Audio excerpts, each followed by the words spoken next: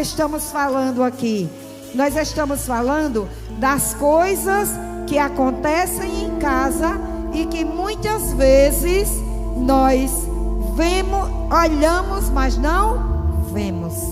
Vê com os olhos materiais, mas não desce, não entra no nosso cérebro. A gente não processa aquela informação. E sabe de uma coisa? Isso leva a um desgaste familiar. A gente acabou de ver aqui uma peça e a gente deu risada porque realmente ela é muito engraçada, mas na verdade de engraçada ela não tem nada. De engraçado ela não tem nada. Está tudo errado e nós não queremos que isto aconteça dentro dos nossos lares. Pode passar?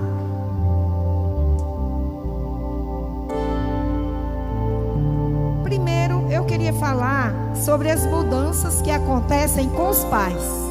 Agora os adolescentes ficam aí tudo na boa. Eu gosto muito, eu trabalho, pastor, com adolescentes aqui no Tempo Central há 32 anos. E já estou avó. E assim, Deus ainda não me largou disso. E eu gosto de dizer para eles que eu sou apaixonada por adolescentes. Então eu sempre estou do lado deles. Sempre estou do lado deles. Então os pais se preparem, porque eu estou do lado deles. E aí, engravidou. Que maravilha. O sapatinho, né? O pastor Carlos Eduardo, a foto, né? Do bebê que vai chegar, o enxoval. Pense numa coisa maravilhosa.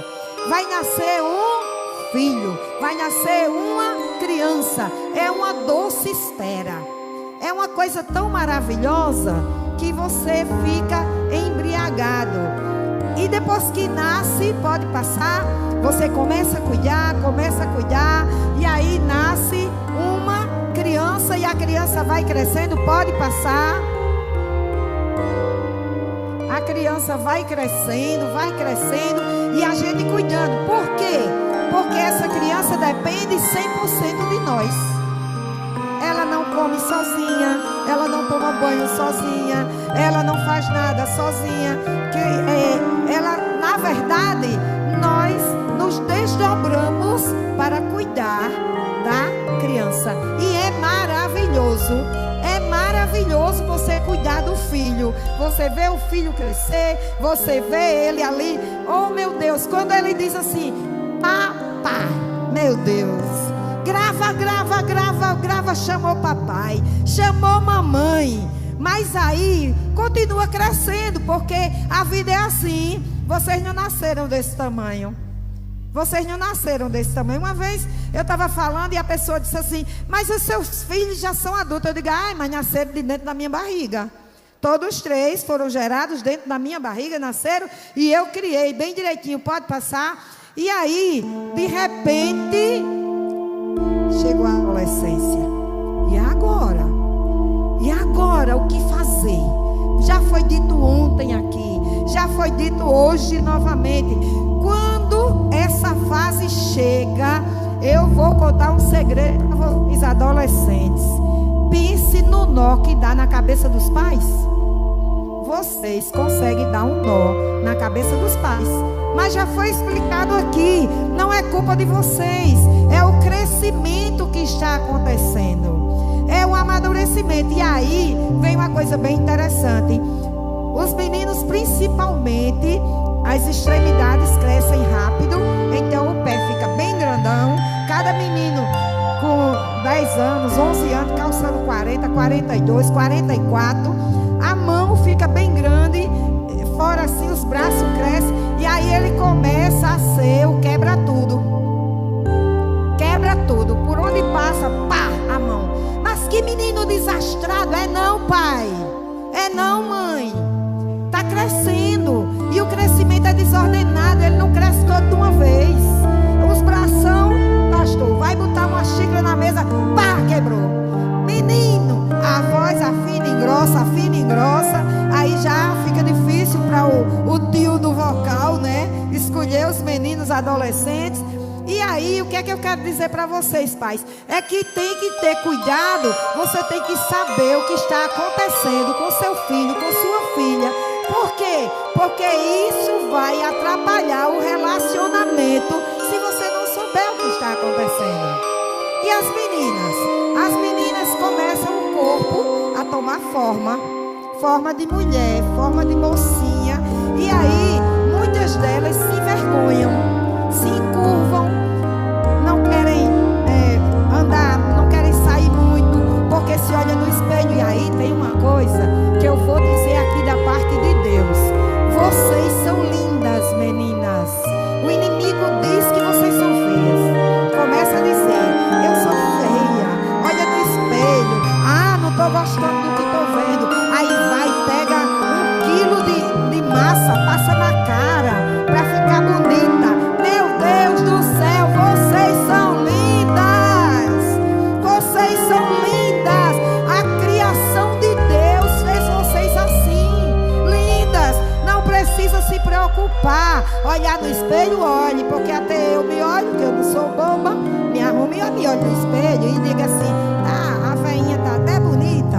Eu digo, agora imagina se vocês não vão se olhar no espelho. Claro que vão, mas não aceite que o inimigo diga que você é feia. Você é bonita. Você é bonita. E você também, rapaz. Você é adolescente que está crescendo, quer ficar com os braços mais taludos, né? Aí já pede pro pai, quer ir para a academia, quer ficar todo fortão. Aí se olha no espelho e faz assim para um lado, assim para o outro. Isso é normal. Você também é lindo.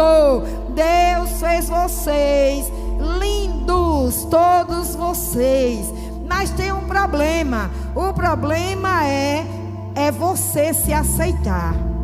E aí, muitas vezes, você acusa, como a família que acusou um ao outro, você acusa o grupo, você sai do grupo, você fica invocado porque você diz que não estão lhe aceitando. Mas sabe o que é que eu quero dizer para você hoje? Se você se aceitar como você é, como Deus lhe fez, você vai ser o sucesso das galáxias. Vai ser sucesso total. Você começa se aceitando, sua autoestima vai lá para cima, e aí você consegue viver uma adolescência feliz e satisfatória.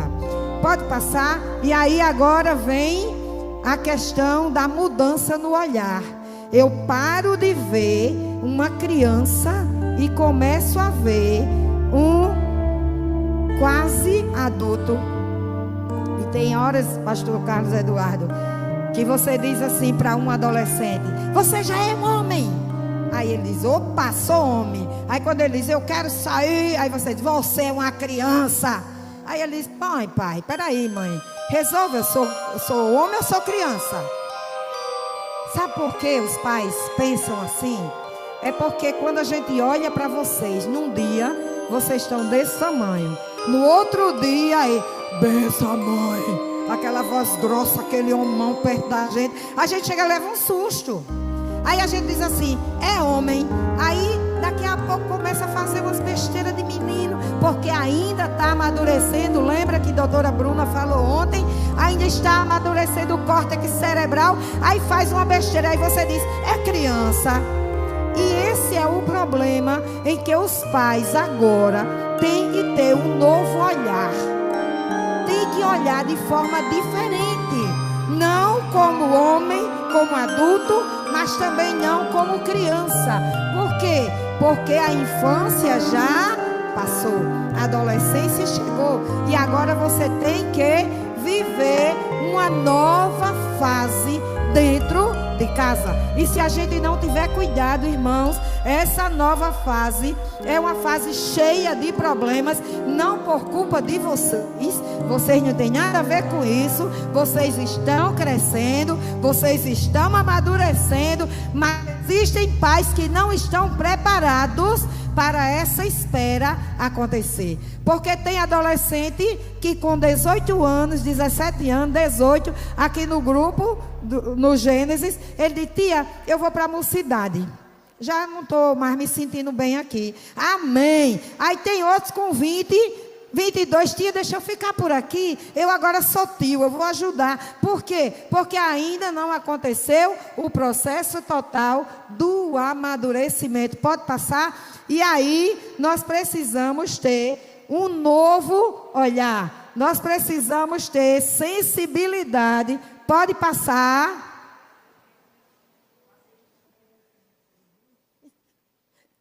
Nós precisamos de sensibilidade no olhar. Irmãos, pais que estão aqui, prestem atenção a uma coisa. O olhar fala mais do que 1000 palavras. O olhar fala mais do que 1000 palavras. Às vezes, o adolescente é tímido. Às vezes, ele fez alguma coisa que sabe que vai lhe desagradar. E aí, ele tem vergonha de lhe dizer. Mas se você perguntar a ele, o olhar dele já fala tudo. E se nós tivermos sensibilidade no olhar, nos questionamentos dos adolescentes, nós pais, nós vamos desenvolver um processo de empatia com nossos filhos. Preste atenção no que eu estou dizendo aqui. Se você desenvolver esse processo de empatia, não há ninguém no mundo que tire essa amizade de vocês. Tem muita gente que diz que pai não deve ser amigo. Pai é pai. Eu considero que pai tem que ser amigo. Mãe tem que ser amiga. Eu tenho 3 filhos, todos já casados, né? Uma filha missionária na Bolívia, que é a minha mais velha. Tem um filho pastor, que mora em Campina Grande. E tem uma filha que mora aqui em João Pessoa, que também serva do Senhor. E o cuidado que eu tive com eles foi o de viver como exemplo. Viver como exemplo. Pais, é muito difícil um adolescente aceitar uma palavra que você não viva. É muito difícil. A gente tem problemas aqui com adolescentes por essas coisas. Porque o pai quer que o filho venha para a escola dominical, mas não vem. O pai quer que o filho venha para o ensaio, mas não participa de nada. Quer que o filho participe, mas não participa de nada. Nós precisamos viver aquilo que nós ensinamos para os nossos filhos. Precisamos viver. Ensina a criança no caminho, não é o caminho. É fácil? Não, não é fácil. Eu lembro quando meus filhos eram pequenos, eu não tinha carro, eu morava distante, e nasceu 2 quase emendado no outro, quase que era gêmeo. E eu vinha com os 2 de ônibus, porque eu sempre congreguei aqui no Templo Central. E eu vinha com os 2 de ônibus. E ali eu fui de criança, de pequeno, de criança, de adolescente, até o Senhor me abençoar. E eu vim morar mais perto e me dar carro e coisa e tal. E eu fiquei trazendo. Ensina a criança no caminho. Eu fiz questão.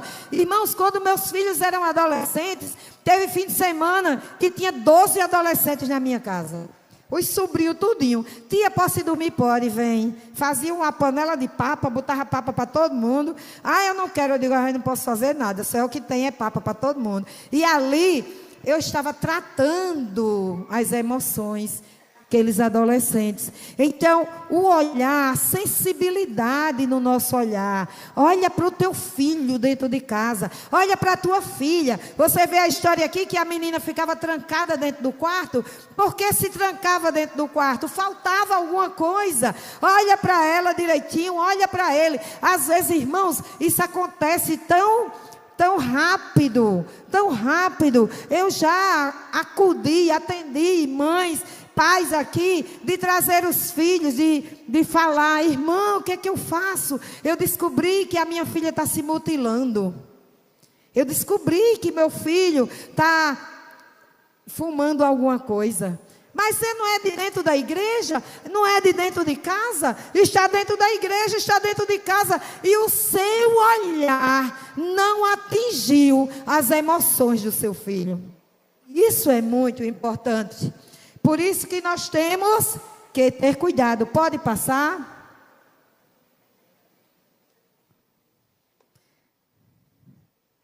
Sabe por quê, irmãos? Porque nessa fase, a doutora Bruna vai concordar comigo, é onde mais se encontram as doenças da alma. Por causa dos desequilíbrios hormonais. As mulheres também, as mulheres mais jovens, principalmente, por causa também dos desequilíbrios hormonais, da gravidez, coisa e tal, também tem essa probabilidade. Mas na adolescência, isto acontece com muita frequência. E às vezes a filha está com um problema emocional que vai desencadear uma doença e você não tem um olhar para aquele lado. Você não presta atenção. E quando você olha, esse olhar é o que pode salvar. Pode salvar da doença e pode salvar de algo muito pior. Pode passar cuidando das emoções, passe logo para o outro. Porque nós vamos entrar nas doenças psicossomáticas. E aí, eu posso explicar bem direitinho para vocês. Essas doenças são as doenças que começam na mente e elas são jogadas para o corpo e elas detonam o corpo. As doenças psicossomáticas são as piores de se tratar. Eu sou dentista e eu tenho um curso de cuidados de dor orofacial, dor crônica da face. E quando eu vou tratar um paciente, eu já digo logo, não tem cura. Porque toda dor crônica envolve sentimentos. E eu digo isso, não tem cura. As doenças psicossomáticas não têm cura, por quê? Porque elas nascem nas emoções. E quem é que pode segurar a emoção? Não pode. A gente trata o que a doença provoca, mas a fonte não. Por isso que eu estou chamando a atenção de vocês aqui. Porque antes que a doença aconteça, nós pais podemos estar atentos e reverter o quadro. Antes que aconteça. Então, as doenças psicossomáticas manifestam-se quando os desajustes do sistema emocional transforma-se em doenças físicas. A gente vai ver como é que acontece com a doença psicossomática. Mas eu vou dizer a vocês, desde já, que essas doenças, elas provocam no nosso corpo outras doenças como diabetes, hipertensão, acidente vascular cerebral, o famoso AVC, infarto agudo do miocárdio, câncer nas mulheres, principalmente de mama. Doença psicossomática, está dentro da emoção, mas vai explodir no corpo. E aí, nós precisamos ter cuidado, pode passar. A primeira delas, que a gente vai ver, que ainda não é a doença, mas vai levar à doença, é o estresse. Sensação de medo, desconforto, irritação, frustração, indignação, e pode ser motivado por diversas fontes. Queridos, o estresse é sempre ruim? Não. Existe um estresse bom, que é aquele que vai fazer a gente se movimentar. Porque se a gente não for movimenteiro, se a gente não tiver essa capacidade de resolver as coisas, e aí fica difícil. Só que o estresse que está falando aqui é aquele estresse que produz descarga de adrenalina. Quem aqui já levou um susto bem grande, que fica assim passando mal, parece que a língua engrossa? Quem já levou esse susto? Quem já sentiu aquele medo assim, que aquilo ali é uma descarga de adrenalina. Nós precisamos de adrenalina no nosso corpo, exatamente para fazer o que eu disse aqui, para correr, para fugir, para fazer, para resolver. Só que essa descarga de adrenalina, ela tem que ser na hora certa e na quantidade certa. Por isso que o estresse faz a gente adoecer, porque sem o organismo precisar, aquela coisa que está lhe incomodando, aquilo que você está com raiva, está bravo, está querendo resolver e não consegue, aquilo ali vai lhe dar descargas de adrenalina que vão ficar sobrando. Vai ficar sobrando e vai para o sangue, para a corrente sanguínea. E dentro da corrente sanguínea, ela vai processar tudo aquilo que não deveria processar. A descarga de adrenalina fora da hora e em quantidade errada vai te adoecer. Pode passar? Depois do estresse, a gente vai ver que a gente vai entrar em algo pior, porque a gente só piora. Se não cuidar, só piora. E aí vem o que chama-se o quê? Quem pode ler? 1, 2, 3. Ai, vocês não sabem o que é isso, né? Ninguém é ansioso aqui. Ninguém é ansioso, porque também, como o estresse, a ansiedade é boa. A ansiedade é boa. Só não pode se tornar doentia.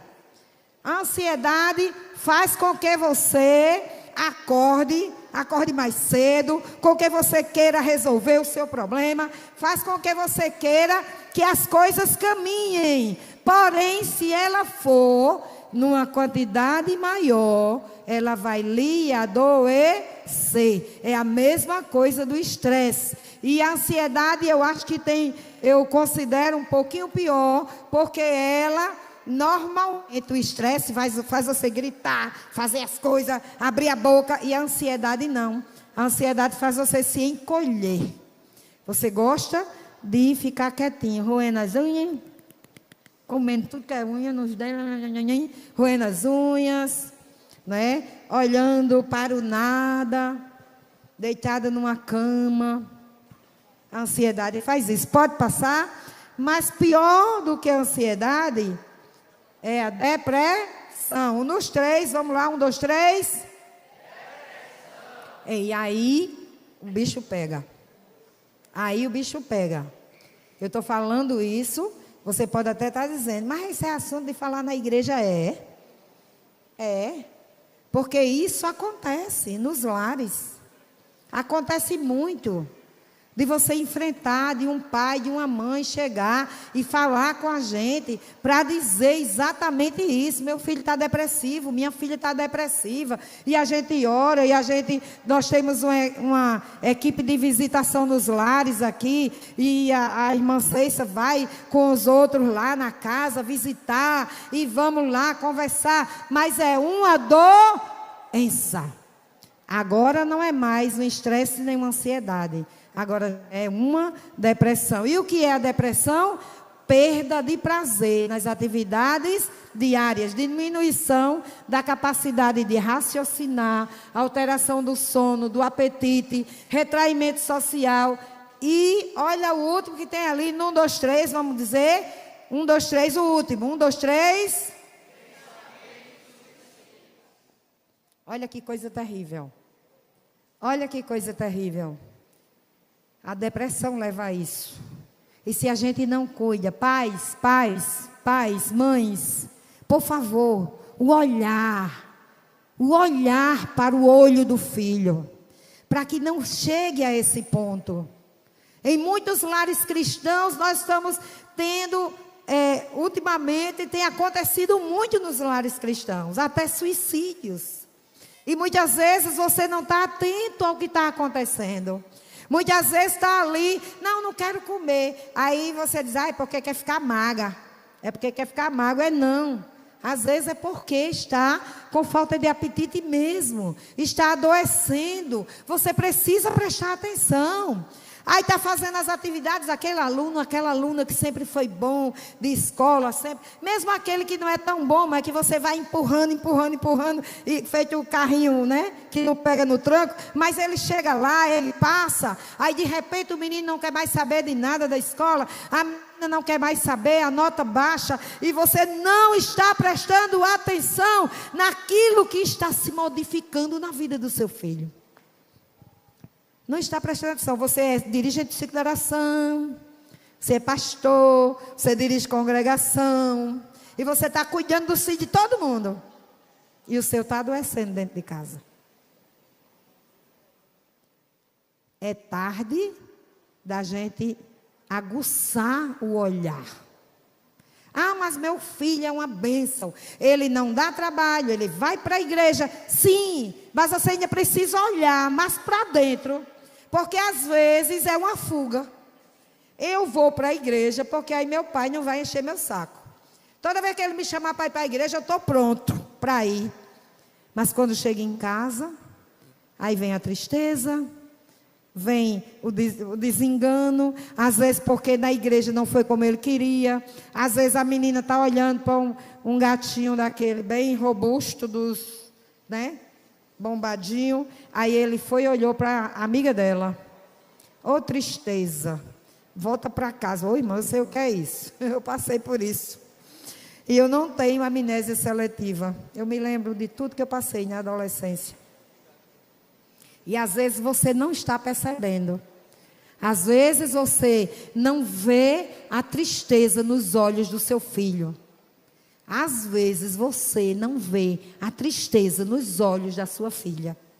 E ela está lá, guardadinha, dentro da alma, recolhidinha, esperando um momento para provocar uma depressão. Pode passar? O olhar atento para as doenças da alma. Como é esse olhar atento para as doenças da alma? Como é que a gente pode fazer? Irmãos, eu sou de um tempo que eu trabalhei muito. Eu trabalhava feito maluca. Muito. Mas tem uma coisa, viu? Eu não perdia culto de doutrina com meus filhos. Não perdia culto de doutrina, não perdia escola bíblica dominical. Eu acho que dentro de João Pessoa, eu sou a professora mais antiga em atividade. 52 anos que eu ensino EBD. 52 anos. Eu tenho 67 e com 15 anos eu comecei. Nunca meus filhos perderam EBD. A escola, eu tinha o maior cuidado. Eu ia para o consultório, quando eu chegava, sente aqui. Eu passava questionário, irmão, eu ia dormir tarde. Mas eu cuidava, sabe por quê? Porque a minha presença era mais importante do que qualquer outra coisa que eu pudesse dar a eles. E o Senhor me abençoou e eu pude dar muita coisa. Mas a minha presença, a presença do meu esposo, era muito mais importante do que muita coisa. Pode passar? A presença ativa facilita a intimidade. Então, quando eu chegava, que pegava os cadernos, que pegava os livros, eu ia ter surpresas agradáveis e desagradáveis. Teve uma, vou contar esse testemunho aqui, a minha filha mais velha. Eu cheguei e disse, é prova de português, traga seu caderno e seu livro. Ela trouxe o livro, não tinha nada escrito, ela não tinha respondido nenhuma questão do livro. E quando ela trouxe o caderno, que eu abri, só tinha as duas capas, ela tinha arrancado todas as folhas de dentro. E eu me desesperei, eu chorei naquele dia. Eu chorei, eu disse, Senhor, eu não quero isso para os meus filhos. Eu não tenho falta com eles. E aquele choro quebrou, mas também quebrou ela. Quando ela me viu chorar, ela disse, mãe, naquele dia, eu disse dentro de mim, nunca mais a minha mãe vai chorar por causa dos meus estudos. E hoje, ela está ali na Bolívia, ela é fonoaudióloga, foi para lá formada. Lá ela já se formou em psicologia também, já fez outro curso superior e está ali. Mas ao olhar, queridos, e eu estava atenta, quando eu fui ver, já estava essa coisa toda desmantelada. E às vezes nós não olhamos, não cuidamos, e hoje que está difícil, porque quem não estudou muito, hoje está difícil ensinar a tarefa. Mas o Google está aí, a IA está aí, vai te aprofundando, vai estudando, porque você precisa ser presente. A presença gera a intimidade, facilita. É muito mais fácil você ser íntimo de quem você conversa do que de quem você ordena. Apenas dá ordens. Outra coisa, a confiança mútua aumenta a responsabilidade. Quando você diz para um adolescente, olhe, isso aqui é seu, você vai dar conta, cuide que é seu. Você está dando confiança a ele, mas está gerando responsabilidade de lá para cá.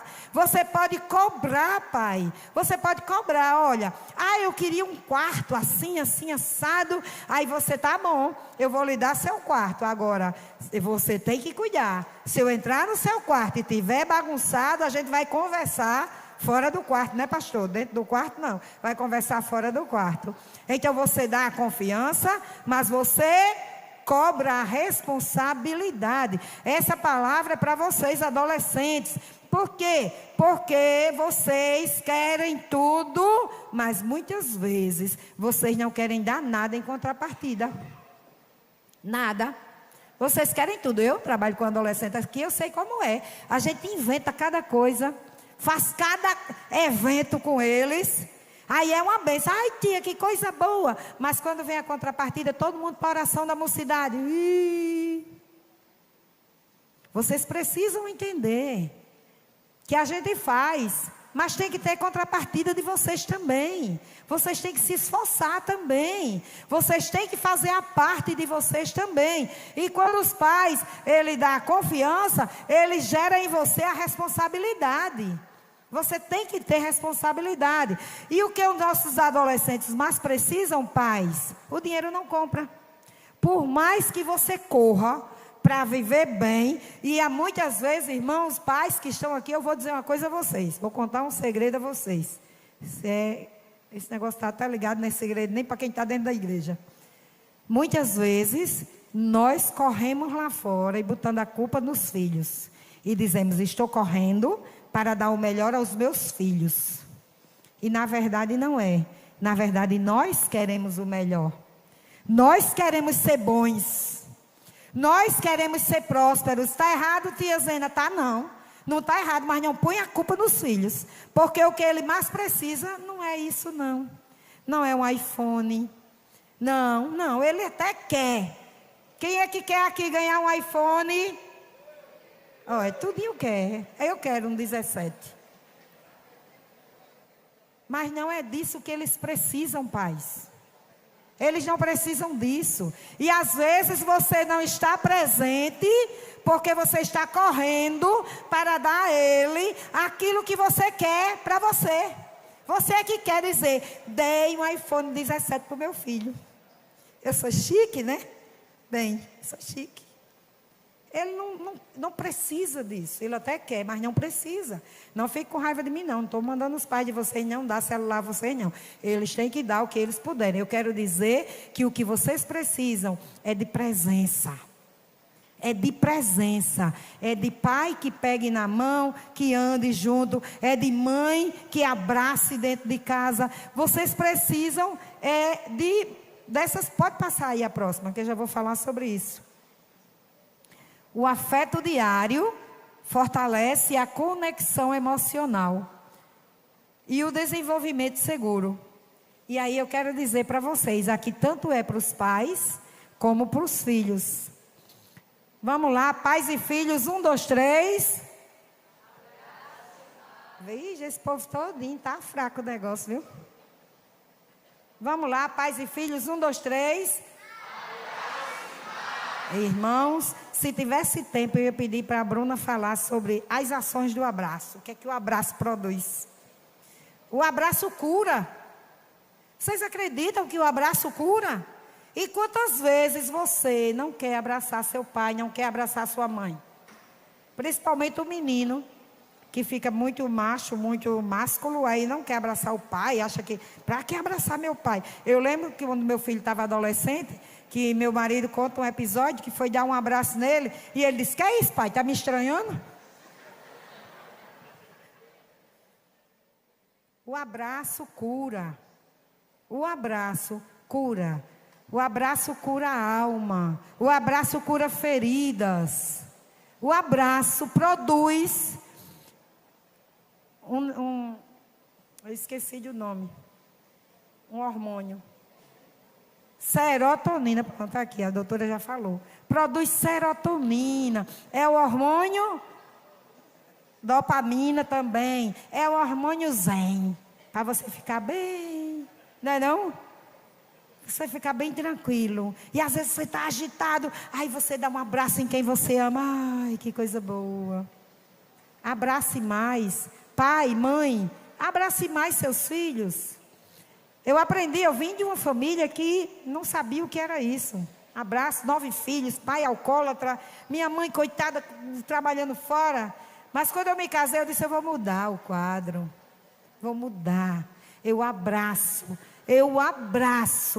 E não é um abraço de brincadeirinha não, viu? É abraço de cura. É abraço de cura. Vamos lá, segundo. 1, 2, 3. Eu não entendo como é que tem filhos que não sabem dizer ao pai, eu te amo. Mas sabe dizer à gatinha, sabe dizer ao menininho. Mas ao pai e à mãe não sabe dizer. Queridos, diga mais vezes, eu te amo. Eu te amo, eu aprendi tanto isso, é uma bênção. Meus netos, toda vez que me veem, vó, eu te amo. Eu digo, ô Glória, eu também te amo. Transmite paz, transmite segurança. Diga, eu te amo. Vamos lá no 3, 1, 2, 3.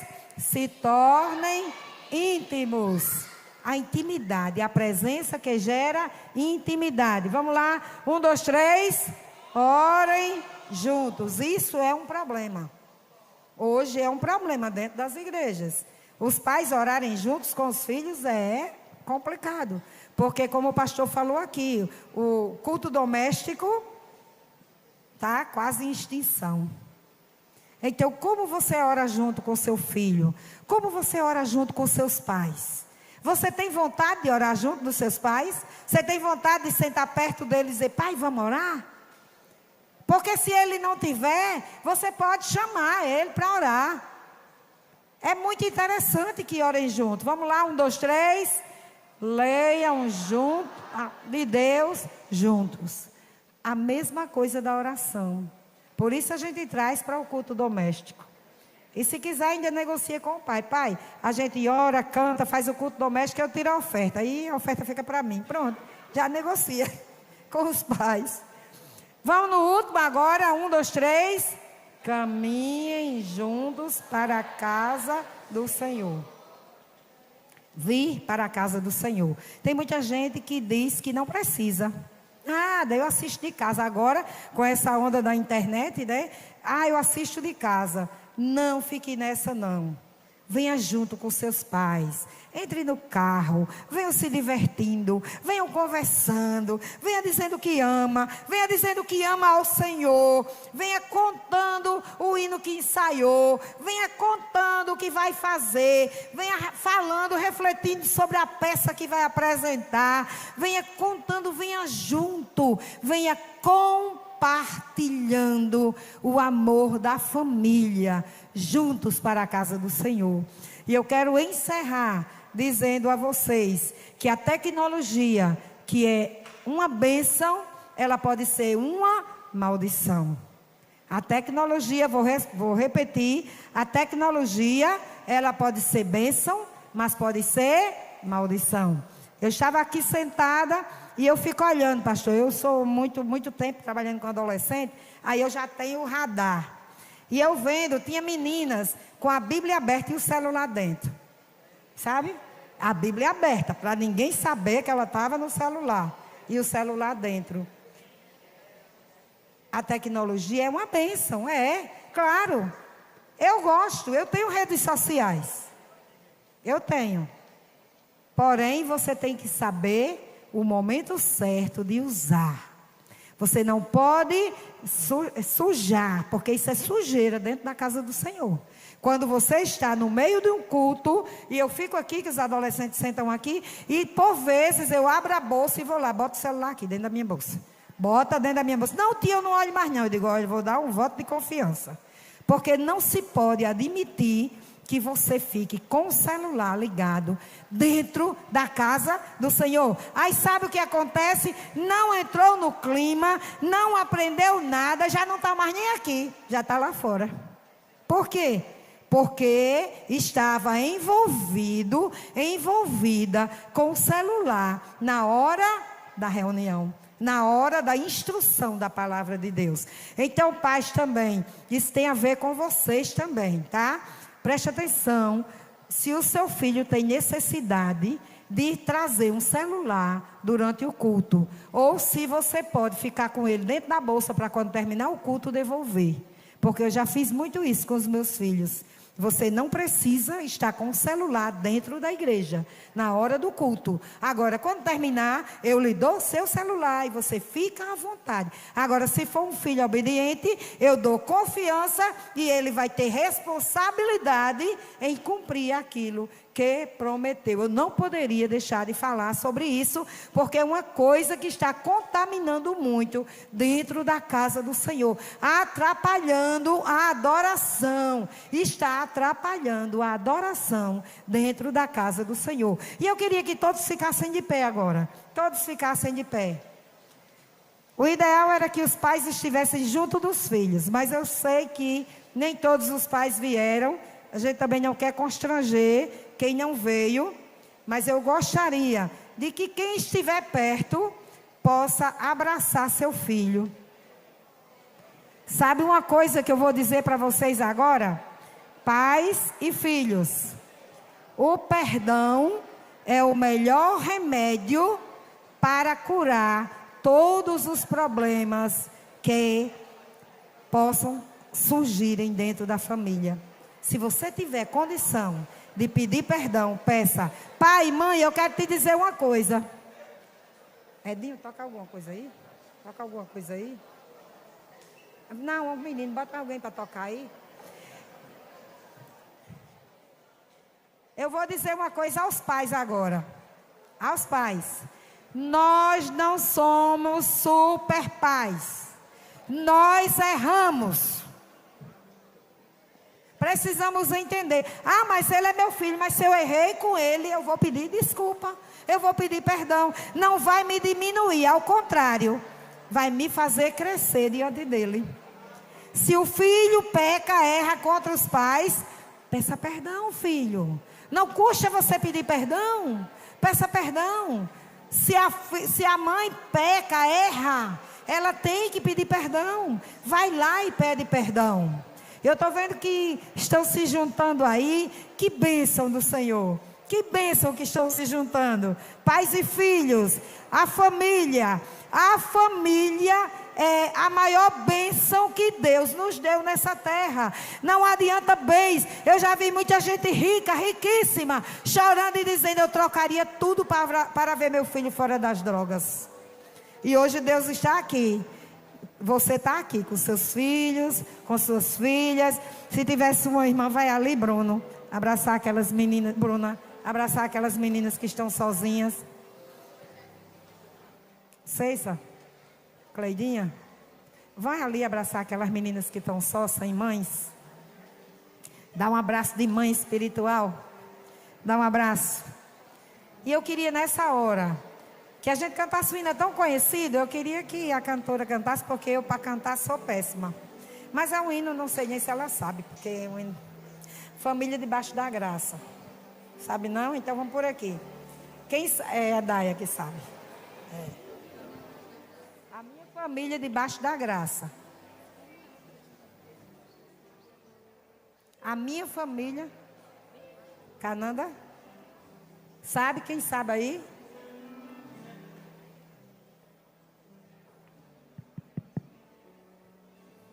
Pronto, apareceu uma cantora aqui. E nós todos vamos cantar juntos. Sabe por quê, irmãos? Porque isso aqui, a nossa família, é o bem maior. Não adianta não, pastor. Eu sou muito feliz pelo que Deus fez na minha vida, mas a minha família, os meus netos, os meus filhos, não tem preço. Vê-los bem é tudo que eu quero na minha vida. E eu sei que vocês também.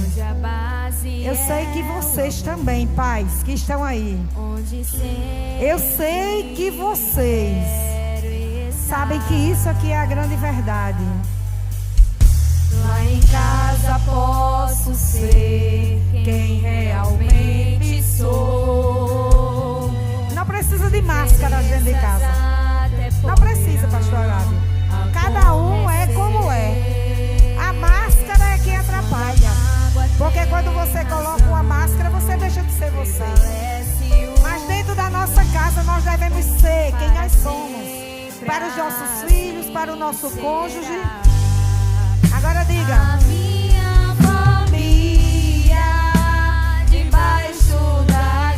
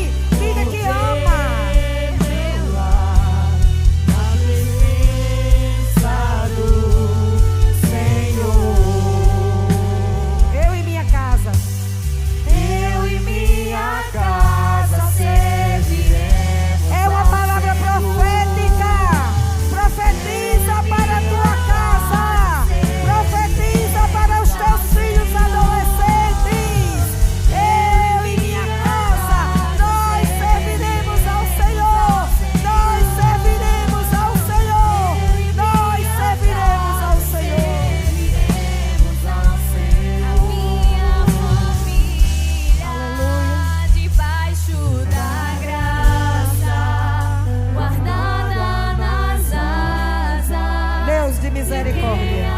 Estamos aqui, Pai, com estas famílias aqui representadas, Pai. Nós queremos te apresentar, Senhor, cada lar, Pai, cada pai, cada mãe, Senhor amado, que nesta tarde, Senhor, vieram até aqui, Pai, para aprender um pouco mais de Ti, Senhor. Abençoa também todos os filhos, todos os adolescentes, todos os jovens, todas as famílias da Tua casa.